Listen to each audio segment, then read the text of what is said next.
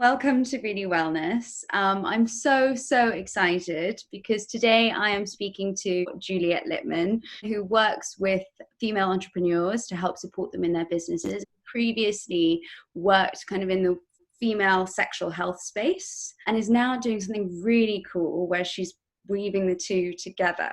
So Juliet, I don't know if you want to give us a little insight into who you are and kind of what you do and where you're going next. First of all, Annabelle, thank you so much for having me on your platform. I'm so happy we connected and I love everything you're doing. So really great to be here. So previously I started a sex toy recommendation platform out of Yale Business School because I wanted all women, and I still want all women, to experience their bodies and to rely on themselves and to really lead with that sense of empowerment in the bedroom, but also outside of the bedroom. So I was really passionate about that. I enjoyed building that company.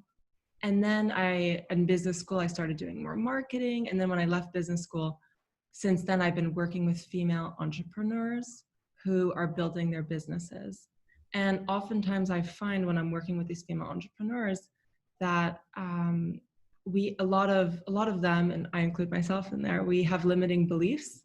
And so what I was doing more and more is that I was helping them with their branding and their marketing, and also weaving in coaching, spiritual coaching, and also sexual health and wellness coaching, which really led me to get my sex, love, and relationship coaching degree, which I'm currently in with Layla Martin, who is an amazing sex coach guru. And that's been an incredible journey. And so now what I'm doing is I'm bridging all three of those aspects in this triangle. So career, sexuality, and spirituality. And I believe that all three are really cornerstones to having women live their best lives and getting everything they want. So I started to do that, and now I'm doing one-on-ones, workshops, and loving this journey so far. So is that sense that of the connection between that sexual empowerment and success what drew you to focus on this kind of journey of sensuality, sexuality, and well-being? Good question. When I was 19, my friend gave me my first vibrator, and it literally blew my mind away that I could experience this pleasure for myself. And it wasn't the stereotypical depiction of sex that I had seen before, which was very performative and where the woman moans on cue. And I thought it was just this very animal, primal experience. And what stuck with me the most since I tried that was that I wasn't dependent on others, and I could better voice what I wanted in the bedroom. And that I could also bring this aliveness outside of the bedroom into, my relationships with friends, family, even non-romantic partners at work. And I really believe that unlocking my autonomy and my personal sense of power in the bedroom allowed me to unlock it everywhere else in life. And I feel like a lot of women could definitely relate with that. Yeah. Definitely. And I think quite a few people are awake to it, but quite a few people, or some kind of know about it but aren't quite sure. And then quite a lot of people don't see that connection yet. And I think kind of for all of those people, it would be really interesting to kind of hear your perspective on what you think that link is between female empowerment and sex, and why it's so strong and so important to embrace. That's a really, really good point. I think women can lack a sense of deserving of something and a sense of worthiness. A lot of us are challenged in that, and that's because a lot of us have a lot of guilt and shame wrapped around our own sensuality based on how we were raised. Maybe it was a cultural phenomenon that prevented us from, freely exploring ourselves. Maybe it was our parents. Maybe it was religion. And what I find so beautiful about female empowerment and sexual empowerment is that it really allows us to take up space and to claim what's rightfully ours, which is our pleasure and our happiness, essentially. And when you can claim that for yourself, I find that so empowering and so nourishing, and really breaks away thousands of years of oppression for women. And I think it's so powerful when women today in the 21st century take up space and they're like, I know what I like. I know how to make myself happy. My God, they have a different quality to them that's just, yeah, it really blows my mind away. I feel like those women can be quite magnetic. Absolutely. I think it's something really special. And I think when you can recognize that sense of power within yourself and kind of embody that being awakeness, being alive in your everyday life, it can really, really drive you not just to a place of success, but real happiness. Mm-hmm. And I'm quite interested if, obviously, like all of us, you started on this journey from a place where you hadn't experienced that before, and now you're in a place where you're much more awake and alive. Have you seen, kind of as you grow, more benefits over time? Yeah, for sure, for sure. The more you take the road, the more the road molds and bends to your wheels, let's say. And definitely I think like the gateway drug to sexual empowerment, to self-pleasure and orgasming, are vibrators. And this is an amazing experience for women because it's through your clitoris, you have a quick orgasm. And it could be really amazing and nourishing. And the more and more you take this road to understanding what your body likes, the more you can use softer tools like gemstones and those wands. And that's like a softer approach, a more tantric approach to building pleasure. And so I feel like over time, you get to know yourself more and more. You get to know more and more what's out there. And you learn what your body likes. Does it like that intensity? Does it like softness? Does it like it at different moments? And how does that impact your life outside of the bedroom and outside of self-pleasure? Do you feel more and more confident because you know more and more what you like? And I've noticed that for myself. Being able to voice what I like with a partner lets me voice what I like outside of the bedroom and in life, at work. So yeah, it definitely, the world opens up for you, for sure. I think that's so true. And I think, at the moment, that's kind of an evolutionary process for most women, right? Like, speaking to friends in relation to myself, being able to kind of have that confidence, not just to explore what I like, but to voice what I like, is something that's really come over time and through having either multiple sexual partners or different types of sexual experiences with myself and others. But at one stage, it was a struggle for me, like most people, to kind of voice that, to really say what I wanted, what I liked, not just kind of in the bedroom, but outside of that. Why do you think it is that we really, really struggle so much? Because, I mean, even considering we live in quite or we are privileged to live in quite a liberal society where women are encouraged to voice things, this seems to be one area where women still feel so, so uncomfortable.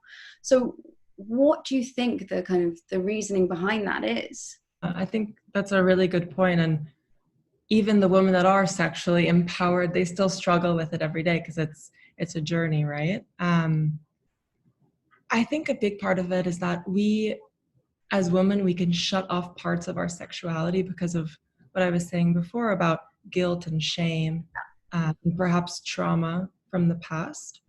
And so we shut off a part of our aliveness, of really who we are. And I feel like we fall behind in a sense. So in the bedroom, that could translate into your partner routinely dismissing your pleasure. And then your pleasure becomes less of a priority because first you haven't, perhaps you haven't taken the journey of understanding what you like. And so you haven't initiated your man into understanding your body, because our bodies are different and they're not, most men or women, are not always taught what the other gender likes and what's nourishing for them. And also, I think that relates to outside of the bedroom as well. Like if you don't stand for what you want in the bedroom with your intimate partner, with your own body, how are you going to negotiate your salary at work? So I really feel like standing for what you want, standing for your happiness, for your own good, really relates to other aspects in life. So if you routinely dismiss what you want at home, how are you going to do that at work? So, there's like the gender pay gap. That's a big problem now. And so a lot of those things can be related. And I really believe that the more and more and more we hold space for our own sensual expression, the more it will spill over into different aspects in life. What we've been speaking about is mainly around kind of how having that sense of space and kind of understanding of oneself can translate into kind of everyday life in a broader sense. But do you think specifically, like having a sense of yourself as a sexual being and projecting that kind of in every aspect of your life, obviously where appropriate and in the right way, can actually be a useful tool for success? Yes, because there's a part of ourselves, our primal selves, how we were born. We are sensual beings. That's why we're here on this earth today, right? We all have this capacity, this fire, this animalistic sense of us. And over time, it can become dampened or oppressed. And that sense of aliveness, if dampened, that means that we're not being our full selves, our entire selves. And I think that when you have lost pieces of yourself, especially lost pieces of your sensuality, you won't be experiencing all aspects and layers of you. And so that will come across, yes, in different aspects of your life. I know some people think like, oh, sexuality, that stays in the bedroom. That's different from my work life. But what I'm coming to really understand is that feeling of aliveness is you. And so if you can channel that in the bedroom, outside, if you can channel that and use that, I don't know, even when you buy groceries, like you're feeling yourself, your hips are loose, because that's where we hold our sensuality and our base and our sensual organs and our second chakra. And so if that's loose and that's free, then your body is free, because then your energy is able to flow easier. And and you can sense that in the quality of person when they're really in their body, they're really in control. And I think that aliveness is intoxicating. Absolutely. And I think it's something you can really sense from people when you meet them. Some people, even if it's not strictly on a sexual level, have that sense of being awake and alive and hold this real beauty that they project onto the world. I think if they can be open and free like that. I wanted to ask you because, obviously this sense of freedom and aliveness is or feels in my head much easier to embody when kind of the world is free and you have the space to move and the space to kind of interact and do the things that you want to do. And obviously at the moment, we're currently in a situation where we can't do that. It's very difficult to kind of create connections and, express yourself in so many different ways. Do you think that people are finding it more difficult at the moment to focus on their sexual health and the mental well-being that comes with that around the current lockdown? Yeah, I think that's a very good question. And I've noticed, I actually did a poll on my own platform, on my own Instagram, asking people in relationships, were they having more sex or less sex right now? And I think out of about 450 participants, about 60% said they were having less sex and 40% saying they were having about the same or more sex. And I feel like in this pandemic, there's a lot of fear going around. And people are not in their same routines, or especially if you're in a couple, maybe you had these outside distractions that were, keeping your relationship afloat. And when you come together, you're like, what are we doing here? Or on the other side, it really brought you together because it made you stronger. You bonded over this crisis and you overcame the fear together, which increased your sensual relationship. So I think in a couple, getting into your sensuality depends on which way you were leaning during this crisis and how you were handling it together. I think from a single perspective, this moment can be quite hard for a lot of people. I've spoken with some clients who have a fear of being alone or have a fear of even masturbating by themselves because they always relied on other people to fill them up instead of learning how to fill themselves up. And so, and there's a lot of fear and shame wrapped around them partaking in masturbation. And now we're not allowed to touch. So and the only thing you can touch is yourself. So I think right now, educating men and women on masturbation and loving themselves and exploring and expressing themselves, first with themselves and then later on with other people as it opens up. I think this is a beautiful opportunity to turn within without all the outside distractions. And if you're unable to turn within and you have blocks around that, there are so many amazing workshops and resources and women to guide you along this journey. I'd love to know more kind of about what support and resources do you recommend that people turn to? Where can people find the tools to really awaken themselves and find that sense of being alive? That's beautiful. I can talk about my own discovery and my own awakening, my own journey. As I told you, my first sex toy I got when I was 19. And then I was buying different sex toys, but not really knowing exactly how to use them. And then I started listening to podcasts. I was listening to women in the field who were, expressing themselves and telling their journey of sexual awakening. And I was so inspired by that.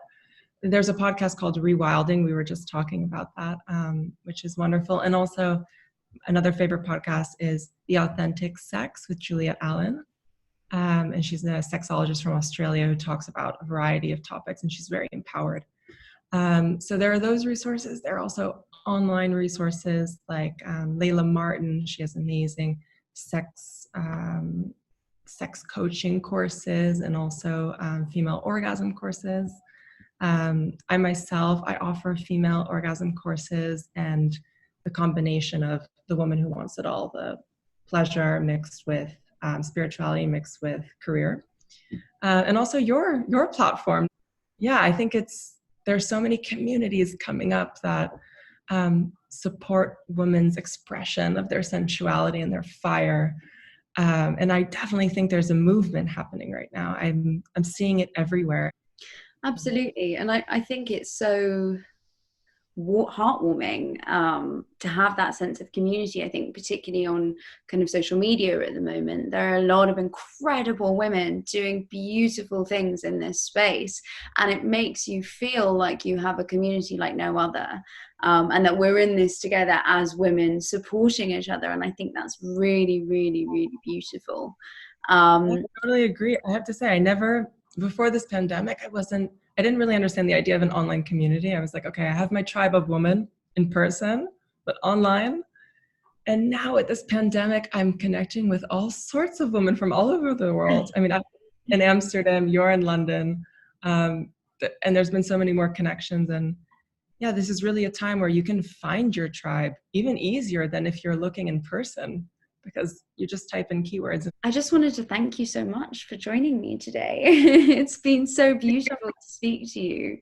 And I think it's so nice, despite everything we've been saying about kind of online community, to speak to someone face to face about this as well. And kind of who you are as a person and the way that you speak about it, I think is so important to distributing that message and giving people a sense of kind of what the benefits of having that sexual empowerment and that awakening can have for them. I'm so happy to share the messages that have just come through me. And yeah, thanks for creating this space for everyone to learn about all things health related.